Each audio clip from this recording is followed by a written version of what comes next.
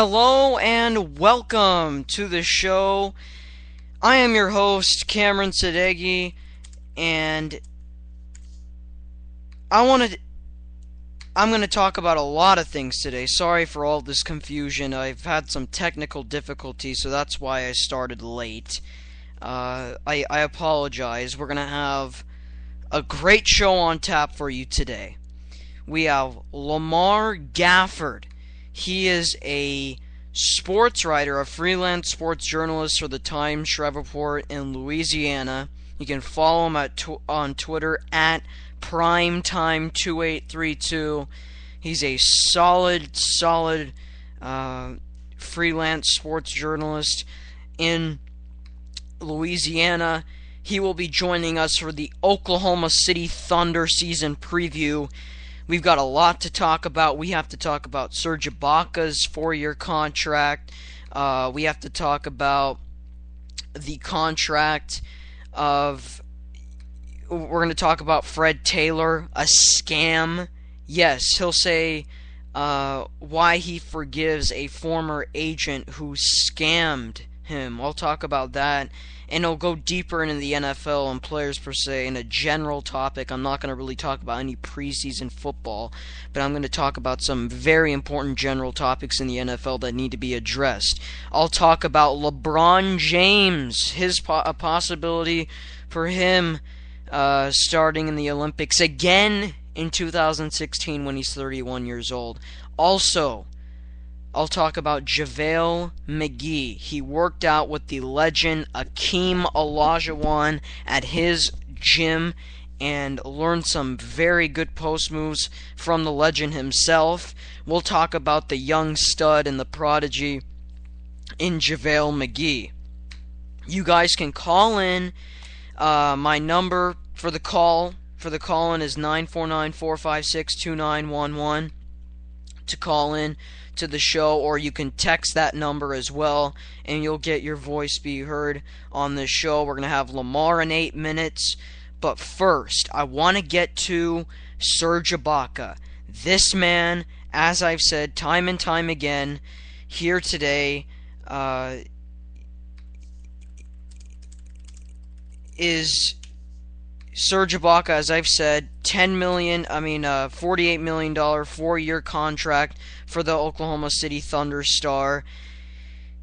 Not the particular star, but he's a very big asset for this team. And as you know, with the Dwight Howard acquisition for the Lakers and what they have in the interior, as well as Pau Gasol, now with Ibaka, with Perkins, they seem to have a great defensive front court in their staff and their starting lineup, and especially with Nick Collison and company, they seem to be a force to be reckoned with in the future. And as I keep saying time and time again, Thunder still to me are a team that will be in the Western Conference Finals. I still think they're going to the finals. They added Hasheem the Beat. They've added Lazar Hayward. They've added Cole. They still have Cole Aldridge. They still have players. They still have a great defensive front court. Offensively, it's the perimeter. But defensively, it's what they have inside. And that's all that matters for this team, for the Oklahoma City Thunder, because they already have the scoring that they need outside in the perimeter. That's not an issue. The problem is what they have inside. It's what they have inside defensively. That's a big issue here today. So, as I've said, great acquisition, great pickup, great job extending his contract. Some people say that the Lakers are going to go to the finals. I totally disagree with that. I've been on the record saying that. I still think Mike Brown's not a good enough coach to lead them to the promised land. I still think that Scotty Brooks and company are too good of a team, and I think defensively they can make stops in the interior when it matters most. You've got an old veteran squad in the Lakers who they don't have a bench. They have no bench scoring. Dwight Howard, to be honest, I like him a lot. I think he's a good center. I think he's the best center in the league, obviously. But sometimes he gets into games and he has a limited offensive post moves. You look at Pau Gasol, he's not been involved in the offense for whatever reason. I don't know why Mike Brown is not incorporating your Swiss Army knife here, your versatile power forward who can knock down the jump shot from 15 feet out, who can face up, who can post up, who can dish. I don't know why they don't incorporate him into the offense enough as a very versatile guy. It still surprises me that Mike Brown can't find a way offensively to muster up enough points with this much talent. It showed last year. They have enough talent, even before the Howard and all that, they still have enough talent to be successful, and their offense was terrible. It was anemic. They couldn't get things together. They couldn't make plays when it mattered most, and they couldn't find easy buckets, cuts inside, getting the easy lay-ins when it really counts. And it showed. It showed in the Oklahoma City series when they struggled to get buckets. They gave it to Kobe and they said go 1-on-5, but at his age, it's hard for him to break his man down consistently. We've seen that so many times. We've seen so many times guys, trying to we've seen guys trying to like make their own, get their own bucket for bucket. But honestly though, the Lakers can't do that. They gotta pass the ball, move and cut, and if they don't do that, they're not going to be successful. And I think we have Lamar here. Let me ask, is this Lamar Gafford?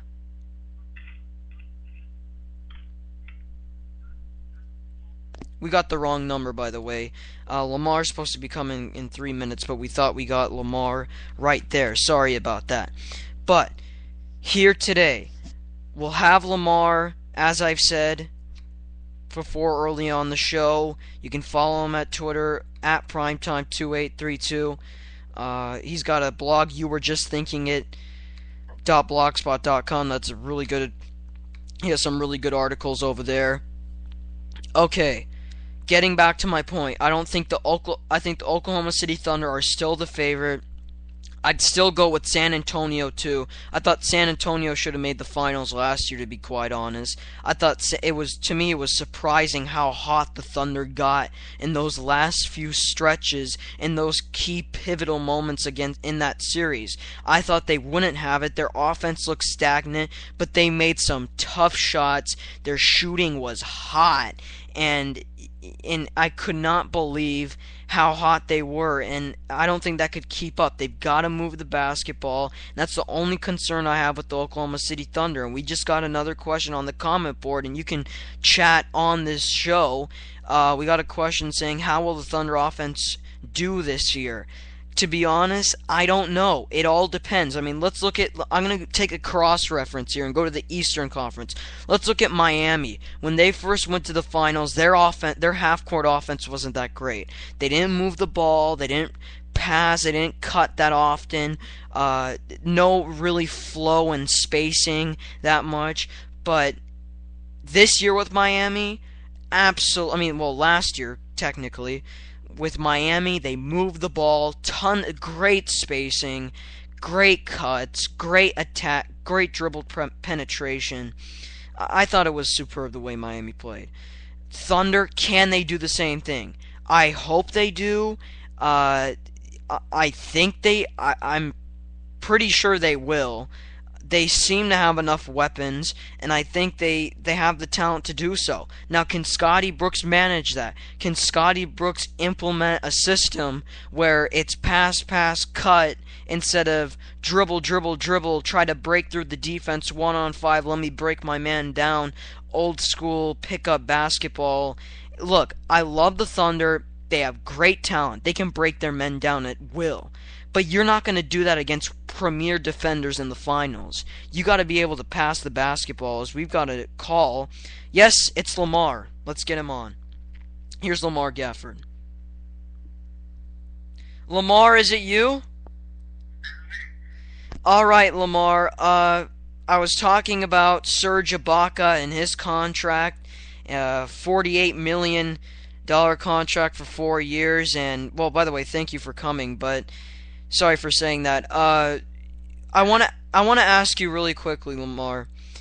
Do you think this addition with Ibaka can help defensively? And they have Perkins. Do you think they have enough in their front line to defend the Gasol and Howard against the Los Angeles Lakers? I actually think so, because mostly with Serge Ibaka, what he likes to do is he likes to block shots. And he was the leader in shot blocking this year. But the most important thing also is his offensive game is improving as well. So with those two, him and Kendrick Perkins, they'll be able to be better on the defensive end, as we have seen in the past before with the Thunder. All right, Lamar, and with this extension, I agree. I said that the Thunder, to me, are still the favorites, and it's been a big issue here, especially with the national media and the pundits saying that the Thunder, they have Westbrook who shoots too much, and that Durant doesn't get the ball enough. Do you think that's a big issue within their offense?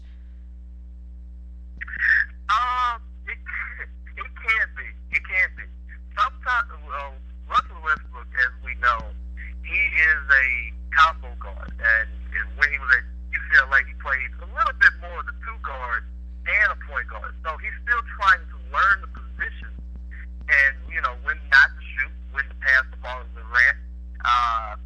So that's mostly the issue right there. I think though that you can't really limit Westbrook from being Westbrook sometimes, because he is a dynamic scorer at times. But there are times that he can learn to take a little bit off to let Durant get some shots in, let Durant take over in the game, because eventually it is Durant's team. It is most of Durant's team, and Westbrook can be that secondary scorer to help him out. So, yeah. I agree with you on that, but the only problem I have with Westbrook is that sometimes he doesn't play controlled basketball, where when he goes in the middle of the lane, he just runs through guys. A lot of charges happen, and it eventually comes to turnovers. I think he needs to jump stop more often, play a little bit more controlled. I think it's good when he shoots more than Durant, honestly. You know why? I think it's because if he does do that, now it takes attention off of Durant. There's always so much attention on Durant that if you can take a little bit of pressure off Durant later in games, it makes him perform at a higher level. Would you agree with that? That's a pretty good point.